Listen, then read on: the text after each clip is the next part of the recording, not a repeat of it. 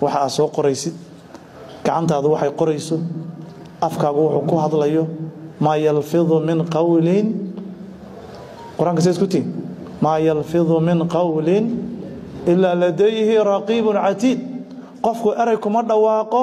hadii kale waxa ag taagan malag ilaalinayo diyaara ilbiriqsiga wax alla waxa qortid waxaad ku hadashid hore laga diyaarinaa diiwaanka la gelinayo weligoodna la tirima isbeddelka cimilada amniga iyo amni darrada waxbuu ku leeyahay Soomaa maantay hadii roobku beelaha isdiriraya meelaha isku haysteen hadii kaliya roob ka da'o maxaa dhacaya dadkii isdirirayay inay dhibaato dagaal iyo colaad ay huriyaan haddii qofka sameeshiisa roobka uga da'o te ilaahay baa kala fariisiyay laakiin meelaha yarka ah ee la isku dadku ay daris ka yihiin roobka ka da'aya wuxuu leeyahay dhibaatadiisu leeyahay walidaaba dhici karta kulankan in loogu soo aadiyay waxyaabaha aad ogtihiin oo jira goboladan ka jira meelaha roobka ka da'o dadku isku hor fadhiyo halkan dadka fadhiye gabdhaha iyo wiilasha leh waa dadka ugu muhiimsan ee loo isticmaali karo ka shaqaynta amniga ama amni darrada dadka ugu muhiimsan oo loo isticmaali karo gaar ahaan dadka baraha bulshada isticmaala oo dhalinyarada ah postiyada iyo waxyaabaha la qorayo waxba lagu kicin karaa Soomaa dhibaato lagu abuuri karaa waxna waa lagu damin karaa Soomaa aanu isticmaalno inaan wax ku damino way ogtihiin baraha bulshada dhalinyaro badan oo ku jira waxay ka shaqeeyaan fidnada iyo kicinta qabiilka Soomaa fidnada iyo kicinta qabiilka iyo wax la yiraahdo tolbeelay waa waray anaga reehbel hal la helo kuwa ka shaqeeya tolbeelay anaga ree la ilaaha illa allah fil anaga ree la ilaaha illa allah anaga reer Soomaaliyeeda anaga reer galmuduga anaga reer muduga ya dad meel kora ka hadla aad bay falxumo u tahay runtii qaybo dhalinyarada kamid ah waliba wiilasha ee aan gabdhaha ahayn ee baraha bulshada isticmaala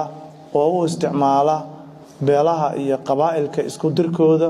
qabiilba marinay caayaan qabiilba ay qabiil ku kiciyaan oo anaga reer hebel iyo tolbale ka shaqeeya kuwa dawladaha in la dumiyo ka shaqeeya intanada halkan fadhisa qof kasto oo kamid yahay maalin walba haduu soo qoro ama soo duubo maqdac yar fariin yar oo dhowr sadara ee nabadda ka hadlaysa walaalnimada ka hadlaysa wanaagga iyo isjacaylka ka hadlaysa waxa dhici karta wax badan inaan bedeli karno bedelida iyo hagaajinta nafteena aan ka bilowno adiga marka rabtid Soomaalidu maxay tiraa gacantii daahira baa wax daahirisa Soomaa hadaadan adigu isbedel diimeed isbedel sharaf iyo qiimo iyo nolol isbedel horumar uu adiga ka muuqan yaad isbedel ku sameyn ka dhaadig ya hadalka aad leedahay iyo ficilka aad sameynaysid dadka yaa saameyn og ma taqaana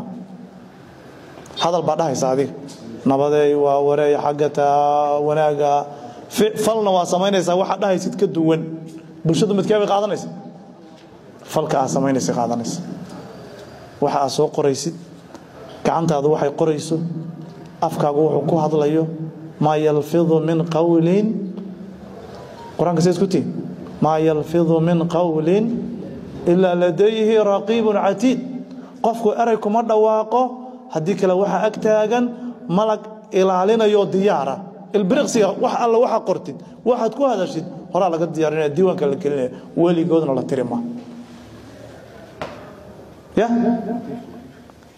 adigii qoray wad dhimanaysa wixii aad qortayna way oolayaan wixii aad qortana waa oolayaan adigu waa dhimanaysa wixii aad ku hadashay waliba waagi hore wixii lagu hadlaa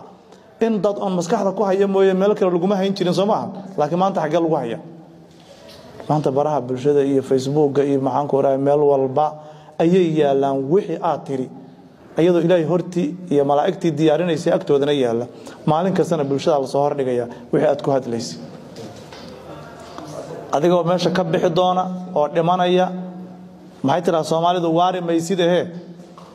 warka ka haraya muxuu laakiin warka ka haraya muxuu warka ka haraya warsan oo adiga aakhiradaada wax tara ummadda iyo bulshada wax tara ha noqdo waxaan isku boorinaynaa nabadda inaan ka shaqeyno naftanada maalkanaga iyo maskaxdeena inaan nabadda uga shaqeyno ilaahay baan ugu dhawaanaynaa bulshadeena ku badbaadinaynaa wiilal baa maalin walba waxay ku dhimanayaan wax macna dara wax laga baaqsan kari wax aan hadii la warsado aan wax ay gooyaan la arag baa maalin walba qof maxaan ku raraa muslima ahlu tawxiida baa maalin walba lagu dilaya oo ku baaba'aya aad iyo aad baa u mahadsantihiin